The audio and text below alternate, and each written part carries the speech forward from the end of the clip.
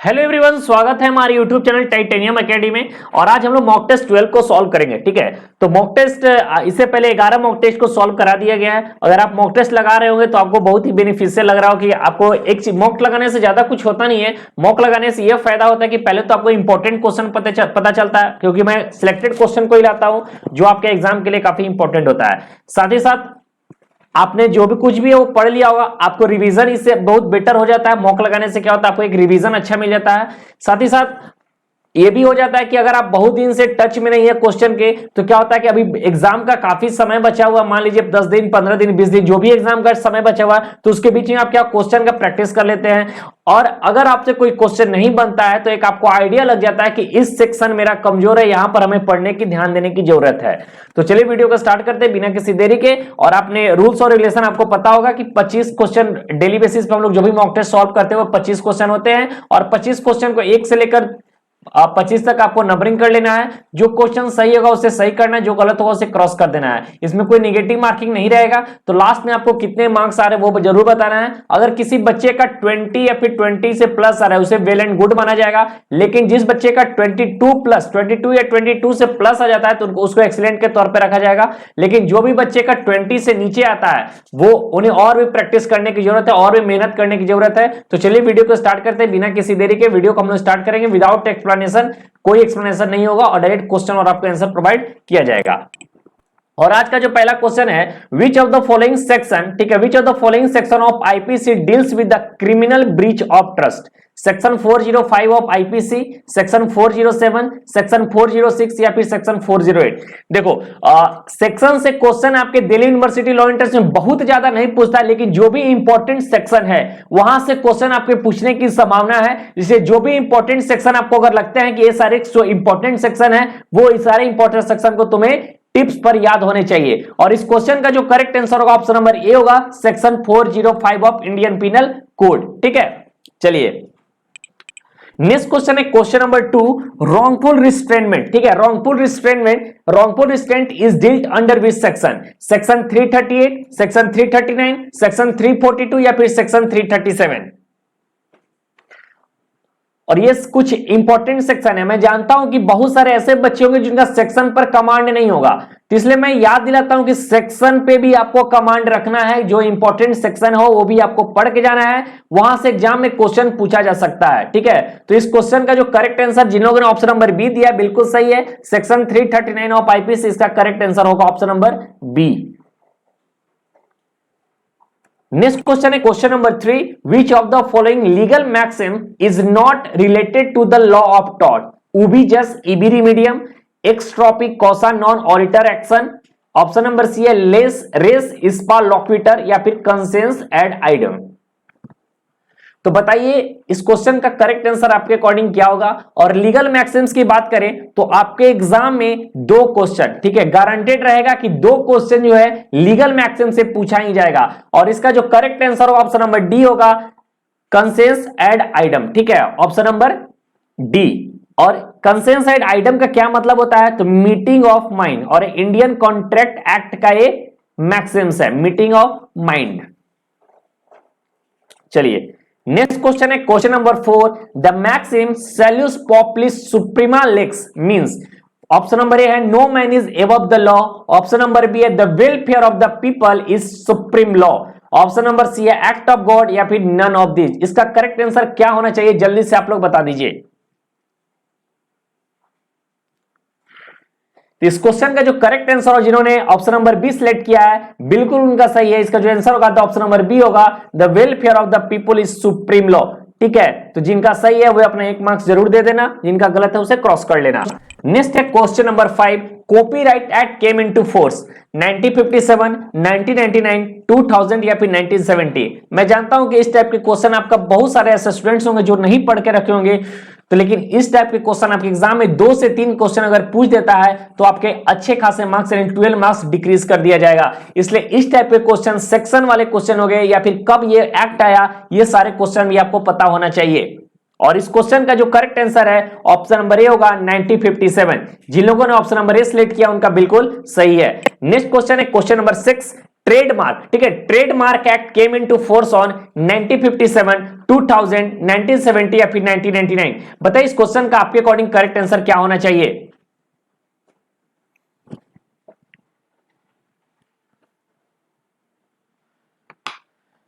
तो इस क्वेश्चन का जो करेक्ट आंसर होगा ऑप्शन नंबर डी होगा। जिन लोगों ने ऑप्शन नंबर डी सिलेक्ट किया है 1999 उनका बिल्कुल सही है। ठीक है, ठीक, चलिए क्वेश्चन नंबर 7 है, when did the Hindu marriage act 1955 came into force. 1 April 1955, A1 मार्च 1955, 1 मई 1955 या फिर 18 मई 1955। बताइए आपके अकॉर्डिंग इस क्वेश्चन का करेक्ट आंसर क्या होना चाहिए।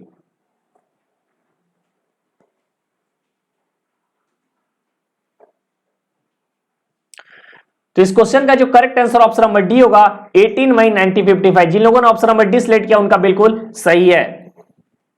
चलिए क्वेश्चन नंबर 8 पर आते हैं, which section of the Hindu marriage act, ठीक है, which section of Hindu marriage act 1955 deals with the restitution of conjugal right. Important section है इसलिए मैं इसे कराना चाह रहा हूं। और कॉन्जुगल राइट का मतलब क्या होता है ये भी आपको पता होना चाहिए। इसके पास 4 ऑप्शन है, सेक्शन 12, सेक्शन 9, सेक्शन 14 या फिर सेक्शन 20।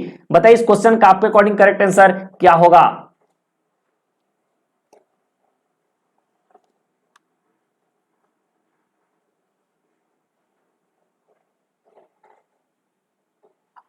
इस क्वेश्चन का जो करेक्ट आंसर होगा वो ऑप्शन नंबर बी होगा, section 9 of the Hindu marriage act 1955। ठीक है, जिन लोगों ने ऑप्शन नंबर बी सिलेक्ट किया उनका बिल्कुल सही है। क्वेश्चन नंबर 9 है, one feature distinguishing the Rajya Sabha from the Vidhan Parishad is. Option number A है power of impeachment, option number B है indirect election, option number C है नॉमिनेशन ऑफ मेंबर या फिर option number A tenure of membership.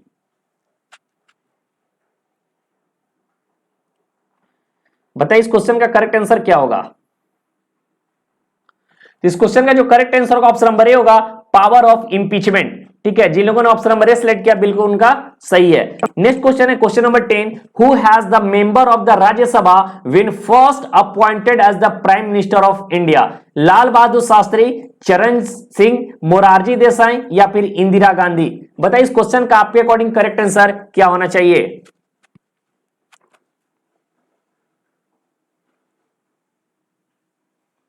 तो इस question का जो correct answer होगा ऑप्शन नंबर डी होगा, इंदिरा गांधी। जिन लोगों ने ऑप्शन नंबर डी सिलेक्ट किया उनका बिल्कुल सही है। चलिए नेक्स्ट क्वेश्चन है question number 11, which of the following is correct regarding the governor of A state. 4 option है, ऑप्शन नंबर ए है ऑल ऑफ द अबव। वो सारे मतलब ऑल ऑफ द अबव, इसे नीचे रहना चाहिए था लेकिन आपको समझ लेना है कि ये सारे को बोल रहा है। ऑप्शन नंबर बी है he can recommend to the president to impose president rule in the state. Option number C है no money bill can be introduced in the state legislature without his prior permission. Option number D है he has the power of issuing ordinance when the legislature is not in session। तो बताइए इस question का आपके according correct answer क्या होना चाहिए। अगर आप गवर्नर के बारे में अच्छे से पढ़े होंगे तो इस क्वेश्चन का इजीली आप करेक्ट आंसर दे सकते हैं।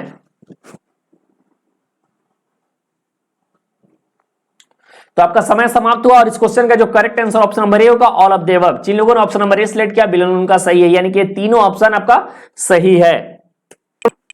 क्वेश्चन नंबर 12 है, the 5-year term of the president is calculated from the first day of the month following the month he assume charge. Option number B है date of his election result, option number C है day he assume charge या फिर option number D है first day of the month he assumes charge. बताइए इस question का आपके according correct answer क्या होना चाहिए।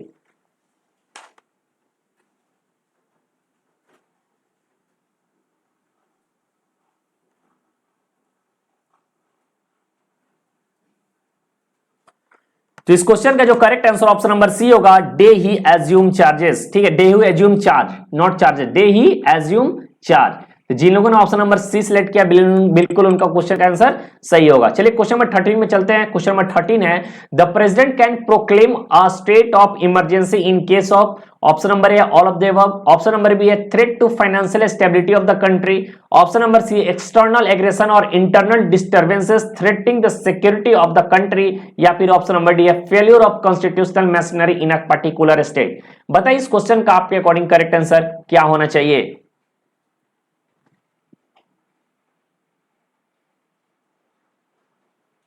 इस क्वेश्चन का जो करेक्ट आंसर होगा ये भी ऑप्शन नंबर यही होगा, ऑल ऑफ द अबव। ठीक है, तो जिनको नहीं आया हुआ इस क्वेश्चन को एक बार फिर से अच्छे तरीके से प्रेसिडेंट के बारे में पढ़ो, इमरजेंसी के बारे में पढ़ो, समझ में आ जाएगा बिल्कुल अच्छे तरीके से। कोई टफ लेवल का क्वेश्चन नहीं है, थोड़ा सा घुमाया हुआ, थोड़ा सा लेंदी, थोड़ा सा थ्योरेटिकल क्वेश्चन ये दिया गया है। नेक्स्ट क्वेश्चन है question number 14, which of the following will continue your goodwill ambassador. ठीक है, goodwill ambassador for the United Nation children emergency fund for a record breaking 20 year. Sachin Tendulkar, Ratan Tata, AR Rahman या फिर दिया मिर्जा।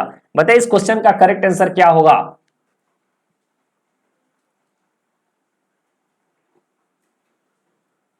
तो इस क्वेश्चन का जिन लोगों ने ऑप्शन नंबर ए सिलेक्ट किया बिल्कुल उनका क्वेश्चन का आंसर सही है, सचिन तेंदुलकर इसका करेक्ट आंसर होगा। चलिए question number 15, which of the following is not a specialised agency of the United Nation Organisation. Option number A है World Trade Organisation, option number B है World Health Organisation, option number C है World Meteorological Organisation या फिर option number D है World Intellectual Property Organisation. बताइए इस question का आपके अकॉर्डिंग करेक्ट आंसर क्या होना चाहिए।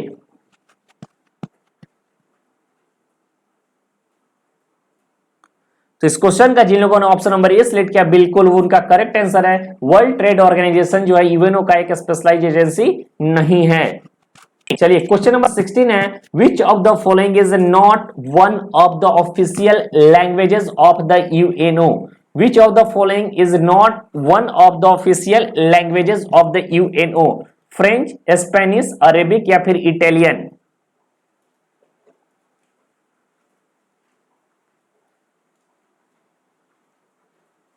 तो इस क्वेश्चन का जिन लोगों ने ऑप्शन नंबर सिलेक्ट किया डी उनका सही है।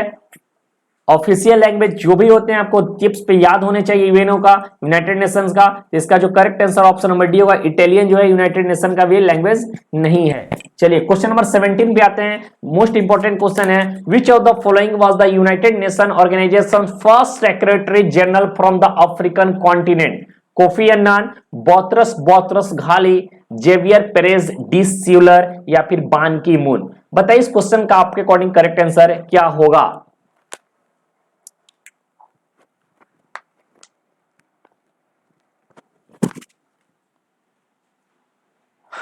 इस क्वेश्चन का जिन लोगों ने ऑप्शन नंबर बी सिलेक्ट किया बिल्कुल उनका क्वेश्चन का आंसर सही है। ऑप्शन नंबर बी सही होगा, बोतरस बोतरस घाली। चलिए क्वेश्चन नंबर 18 पे आते हैं, 36 national games will be held in which state of India. Gujarat, Uttar Pradesh, Himachal Pradesh या फिर न्यू दिल्ली। 36 नेशनल गेम्स की बात हो रही है। 36 national games will be held in which state of India. Gujarat, Uttar Pradesh, Himachal Pradesh या फिर न्यू दिल्ली।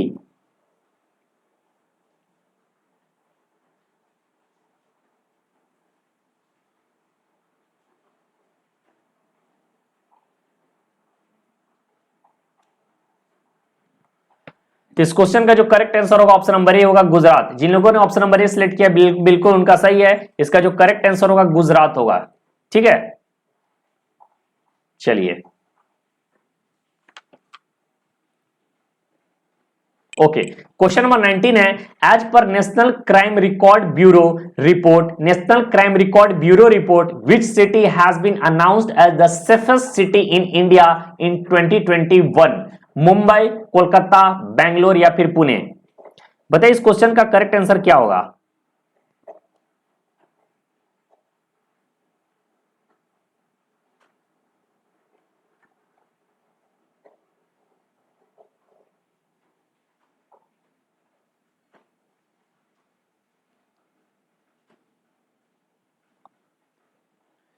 तो इस क्वेश्चन का जो करेक्ट आंसर होगा ऑप्शन नंबर बी होगा, कोलकाता। जिन लोगों ने ऑप्शन नंबर बी सिलेक्ट किया बिल्कुल उनका करेक्ट आंसर है ऑप्शन नंबर बी। ठीक है, चलिए क्वेश्चन नंबर 20 पर बात करें, who has been awarded UNESCO peace prize 2022। Emmanuel Macron, Angela Merkel, Vladimir Zelensky या फिर जो बाइडेन।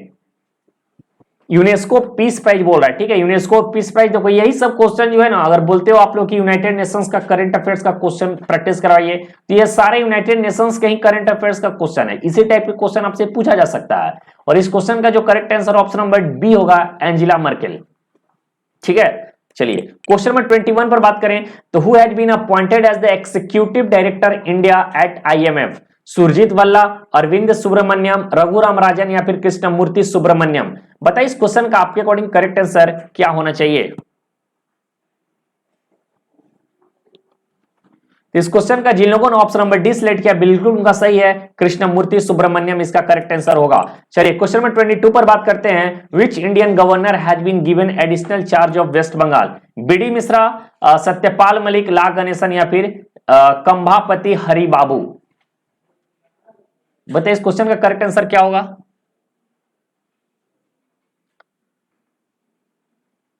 तो जिन लोगों ने ऑप्शन नंबर सी सिलेक्ट किया बिल्कुल उनका सही है, ला गणेशन इसका करेक्ट आंसर होगा। चलिए क्वेश्चन नंबर 23 पर आते हैं। What is the another word which means the same as nomadic? ठीक है, नोमैडिक काफी इंपॉर्टेंट वर्ड है ये। वाइल्ड, बार्बरस, ब्रेव या फिर रोविंग। देखो नोमैडिक का मतलब होता है घूमना, घुमंतु जिसको बोला जाता है। नोमैडिक मींस होता है घूमने वाला, जो घुमंतु इधर उधर घूमते रहता है उसको नोमैडिक बोलते हैं। ठीक है, तो इसका जो करेक्ट आंसर होगा वो ऑप्शन नंबर डी होगा, रोविंग। जिन लोगों ने ऑप्शन नंबर डी सिलेक्ट किया बिल्कुल उनका सही है। इंग्लिश से भी क्वेश्चन आपको वोकैब से क्वेश्चन पूछेगा, साइनोनिम सेंटोनिम से भी क्वेश्चन वहां पे डाला जाता है, तो आपको ये भी पढ़ के जाना होगा। इंग्लिश में भी थोड़ा सा ठीक ठाक कमांड होना चाहिए, क्योंकि 5 से 6 क्वेश्चन 7 क्वेश्चन के आसपास इंग्लिश से आपको पूछेगा, तो इंग्लिश पे भी कमांड होगा तो मार्क्स आपका इंक्रीज कर जाएगा, जो कि आपके अच्छे मार्क्स आएंगे तो अच्छे सीएलसी वगैरह मिलने में ज्यादा इजी होगा। ठीक है, चलिए क्वेश्चन नंबर 24 है। Which of the word which means the opposite of quench? Parch, dodge, extinguish या फिर स्मूथर। क्वेंच का मतलब होता है बुझाना, किसी को बुझाते हैं खत्म हो जाता है उसको बोलते हैं क्वेंच। और इस क्वेश्चन का जिन लोगों ने ऑप्शन नंबर ए सिलेक्ट किया पार्च उनका बिल्कुल सही है। चलिए लास्ट क्वेश्चन है, question number 25। The word loss और डैमेजेस, ठीक है, द वर्ड लॉस और damage may be option number A harm to person, harm to property, injury to economic position या फिर ऑल ऑफ देम।